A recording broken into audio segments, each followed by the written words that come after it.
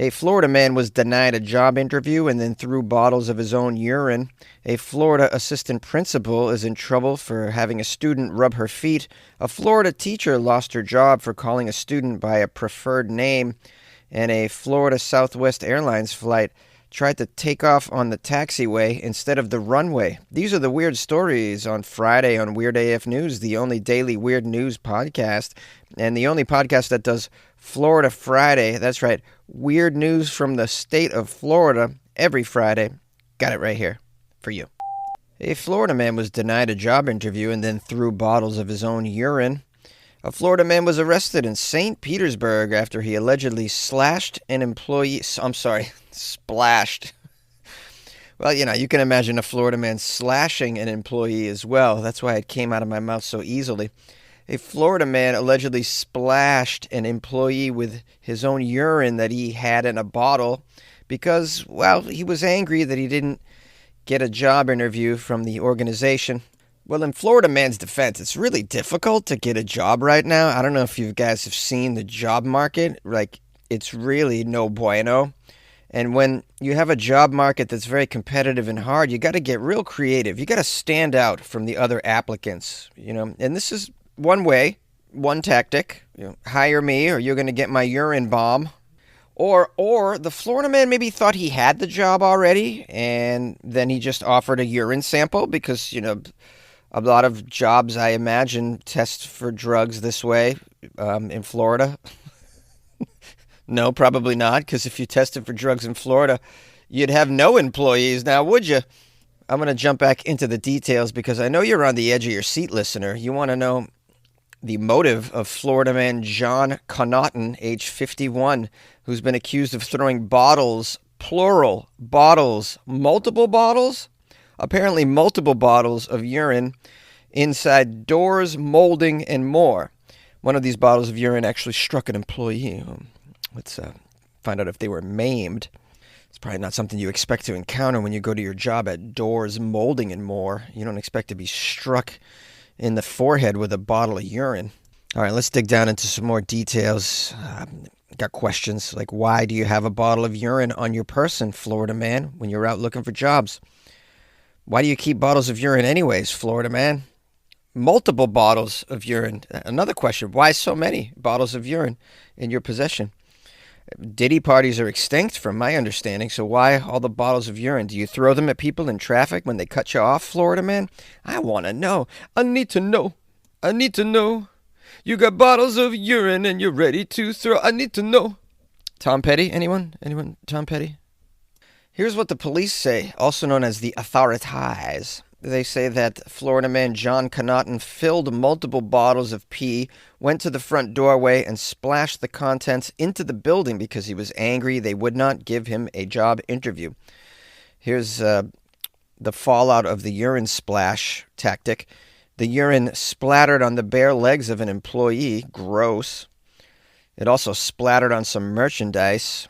The merchandise that was splattered with pee-pee is valued at an estimated $1,000. Following the urine bomb, the Florida man fled away from the business on foot and was chased by the victim. Wow. The employee that had their bare legs splattered with the urine chased the Florida man, at which point the Florida man raised a skateboard in the air as if to hit him with it. Wow, where did the Florida man get the skateboard? Was it his skateboard? If it was his skateboard, why didn't he just skate away instead of go on foot? Probably would have got away quicker. The Florida man was charged with felony battery, felony mischief, criminal mischief, aggravated urine assault, felony urine battery, criminal urine mischief, all of these things, urine crimes. A Florida school assistant principal made a student rub her feet.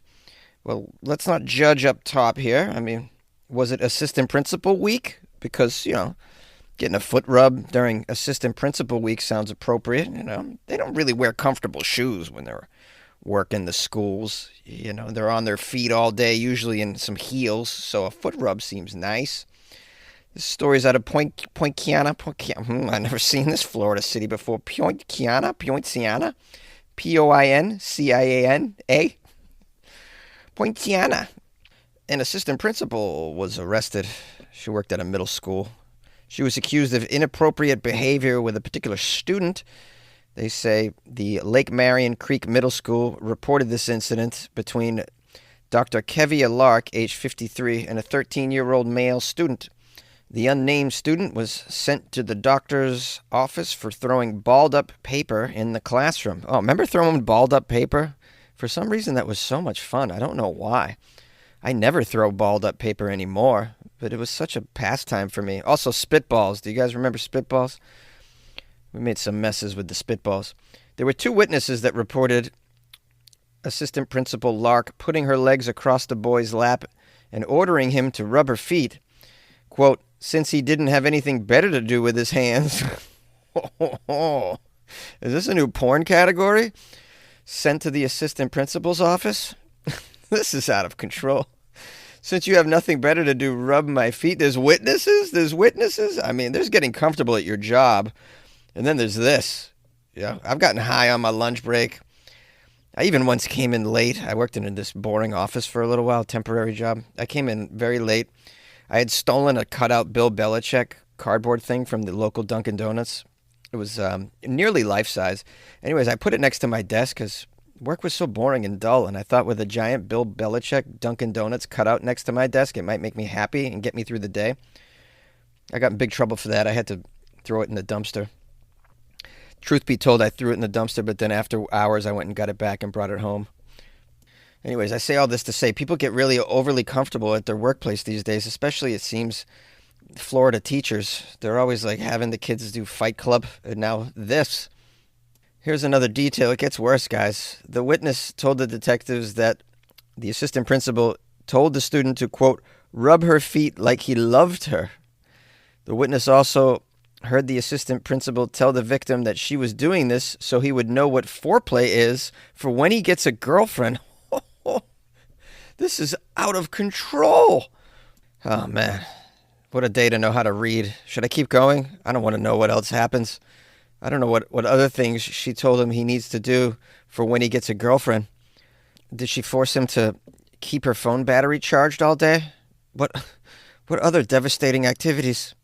Now, when the detectives interviewed the unnamed victim about what went down, in addition to all of this activity, he told the detectives that the assistant principal called him, quote, sexy chocolate. Oh, man, this is terrible. Sexy chocolate? Who's... Not to be confused with Sexual Chocolate, the famous band from Coming to America. Ladies and gentlemen, give it up for my band, Sexual Chocolate. They play so fine, don't you agree?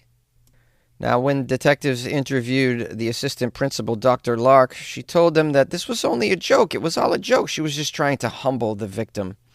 Oh, yeah, prove it, lady, prove it. You have recording of the incident? Did you moan? Because if you moaned, this wasn't a humbling attempt. This was you having an enjoyable afternoon at the expense of a horrified, abused student who's going to need therapy after this for sure. And every time the kid sees feet, what's going to happen? What's going to happen when this child sees some feet going forward? Not going to be good, very triggering. This ghastly assistant principal was placed on administrative leave pending the outcome of the investigation. But they are in the process of terminating her employment. She's charged with lewd and lascivious and lewd, offensive, lascivious conduct against the student. I believe the children are our future. Sit them down and make them rub your feet. Show them all the foreplay that they're gonna need.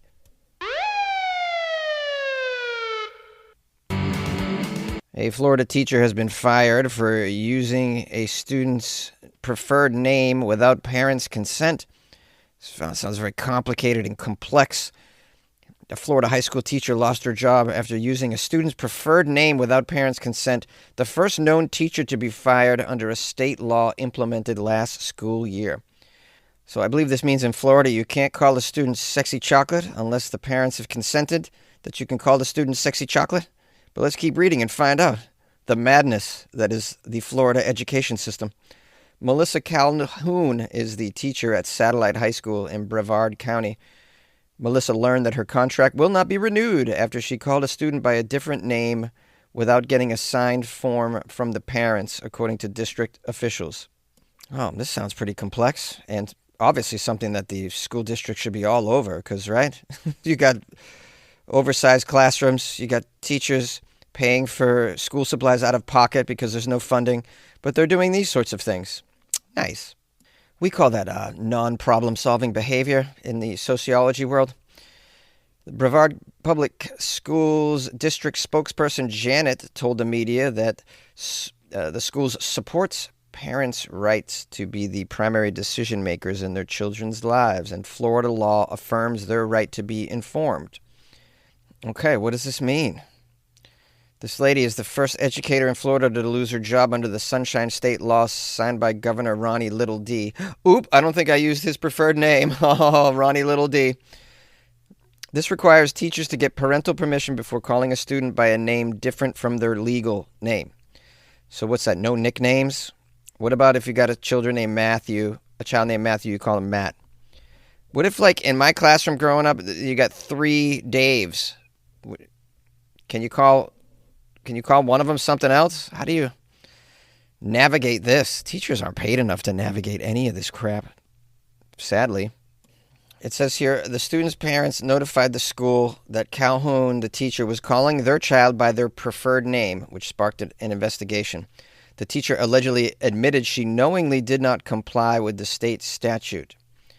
All right, they're not saying what happened here, but I'm going to tell you what happened here. Now, the student has a given name, but the student wants to be called a different name that applies to another gender, is what's going on. And the teacher granted the student's wishes. Now, the parents did not give written permission for this, and maybe the parents didn't even know about it. Anyways, that's what's going on. But there is a rat involved. Obviously, there's a rat here somewhere. Snitches, you know what they do? Snitches. They get them stitches. Now, it says here, the firing of this teacher has sparked outrage in the local community, with many speaking out against the move at a fiery Board of Education meeting recently. Here's a quote from a mother and a school employee named Christine. The teacher made a difference in her classroom and in the lives of our students, including my own child. She deserved more than a quiet exit. She deserved fairness, context, and compassion. Groups of students protested Calhoun's firing outside of Satellite High School on Thursday even. A petition on change.org demanding Calhoun's reinstatement has racked up more than 20,000 signatures over the past few days. Sounds like she was a popular teacher. It's a shame with the scarcity of good teachers that they're going to lose one right here. Have you ever heard a story about teaching that made you wish you had become a teacher? I can't remember the last time I heard a story that made me wish. It's opposite, sadly, opposite. Teachers work their ass off. Teachers are grossly unappreciated and underpaid. They're on their feet all day. They deserve foot rubs, damn it. All right, in order to get a little bit deeper on this, I went and grabbed another article. The Brevard Public Schools made a statement that said, they were made aware that a teacher at the high school had been referring to a student by a name other than their legal name without parental permission when the parent reached out to us. This directly violates state law and the district's standardized process for written parental consent. It says the parents were the ones that reached out to the school because someone told them that this was going on. Obviously, it wasn't their child that told them. The child wanted to be called by a particular name in the classroom. The child's probably not having a good time at school right now. This could be a trans, someone who's thinking of being trans, or it's complicated. Regardless of whether you stand on that, we have a child in a school who's probably being even, who knows, bullied. These things are hard. I was picked on just for being shorter than everybody else. Never mind, like if I wanted everyone to call me, Bethany, what would have happened to me?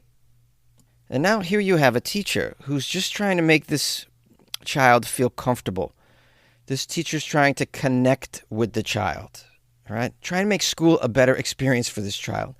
Teacher's probably having a difficult time communicating and getting through and teaching the child anything because the child's dealing with all of this crap. And the teacher attempts to do it, and what does the teacher get? Totally punished. That's what's going to happen. Given what teachers are doing in Florida, give this lady a break, man. How about a second chance? There's assistant principals demanding foot rubs and children participating in fight clubs, among other things. Yeah, I know what the rules are. I know what it states. I know what the laws are. But, like, it's more nuanced than that. But, Jonesy, this is Florida. Your logic has no power here. A Southwest flight tried to take off from a Florida taxiway after the crew mistook it for a runway. A Southwest Airlines flight nearly took off from a Florida taxiway before air traffic controllers stopped the potentially dangerous departure. They were trying to take off on the taxiway instead of the runway. Well, if Harrison Ford can do it, I mean, I'm sure these professional pilots can pull it off. Let's get into the details here. This incident involved Flight 3278, and it took place at the Orlando International Airport at 9:30 in the morning as the plane attempted to depart for Albany. Southwest Airlines say the crew mistook the surface of the taxiway. They call it a taxiway. They mistook it to be the actual runway. This article defines taxiways. They say they are used by planes to get to the runways from the gates and the hangars. They are not designed for takeoffs. Sort of reminds me of that scene in Airplane where the red and white zone are arguing over the loudspeaker. Do you remember this? It's worth a rewatch, by the way. The runways are for taking off only. No, the taxiways are also for taking off. What are you talking about? No, the article doesn't say exactly how it happened, except that the taxiway runs parallel to the runway, so that might be why it went down. It also could be because it's Florida. Drunk pilot, maybe?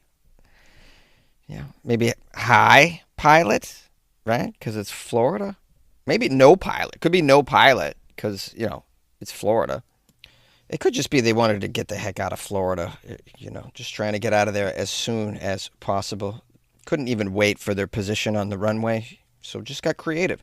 It's your Captain Morgan speaking. We aren't really cleared for takeoff, but I'm going to do it anyway, passengers, because I got sunburned and an STD, and I'm very uncomfortable, and I don't want to be in Florida anymore, if I'm being honest. It does say the FAA is investigating the situation. The Albany-bound travelers were put on another flight with a whole new crew. Federal officials continue to remind Americans that air travel is as safe as it's ever been. Although a series of recent catastrophes and incidents have sort of spooked the flying public, it says. It's as safe as it's ever been, although just some recent catastrophes, doors flying off and whatnot. But it's never been safer. Also, Southwest just announced, in addition to higher bag fees, you'll now have to pay extra for an actual runway takeoff. Did you get the runway takeoff upgrade? Nah, we took off from the beach. It was okay. The NBA playoffs are here, and I'm getting my bets in on FanDuel. Talk to me, Chuck GPT. What do you know? All sorts of interesting stuff, even Charles Barkley's greatest fear. Hey, nobody needs to know that. New customers bet $5 and get $250 in bonus bets if you win. FanDuel, America's #1 sportsbook. 21 plus and present in Virginia. Must be first online real money wager. $5 deposit required. Bonus issued is non-withdrawable bonus bets that expires 7 days after receipt. Restrictions apply. See full terms at FanDuel.com/sportsbook. Gambling problem? Call 1-800-GAMBLER. Hi, my friends and loyal listeners of the Weird AF News podcast. Thank you so much for spending some time with your buddy Jonesy here in the Florida Friday episode. Thank you to those of you who sent me Florida news stories the past couple of days. That made my job a heck of a lot easier. Appreciate you. Appreciate your time. Appreciate your care and concern. Hope you're having a nice weekend, or you had one, or you're about to have one. Got a couple shows this weekend. I'm in Long Beach on Saturday night, and I'm in Santa Monica on Sunday night. A lot of shows next week coming up, too. I'm all over the place. So go to at Funny Jones on Instagram if you want to see where I'm performing. That's where I put all my shows. You can also email me if you have any questions. I'm here. It's funnyjones@gmail.com. You can ask me whatever. Maybe you need help. I don't know. Also, you can send me stories there to funnyjones@gmail. Links. Hopefully you include a link. That's helpful. I'm gonna need that because I'm gonna read it a bit. And lastly, if you want to support the show, maybe you're listening to this over the weekend in your private jet, and you got some extra money. You just won the lottery, or maybe you're shorting the stock market right now, so you're doing quite well. Maybe you have this figured out, what's going on. Maybe you're the one, and you want to support your buddy Jonesy recording in a closet over here in Los Angeles? Well, you can do so by going to the official website, weirdafnews.com. And from there, you can join the Patreon or buy me a coffee and that sort of thing. And that's really helpful. And it's very nice and gratuitous of you, and it will get you into heaven. Guaranteed.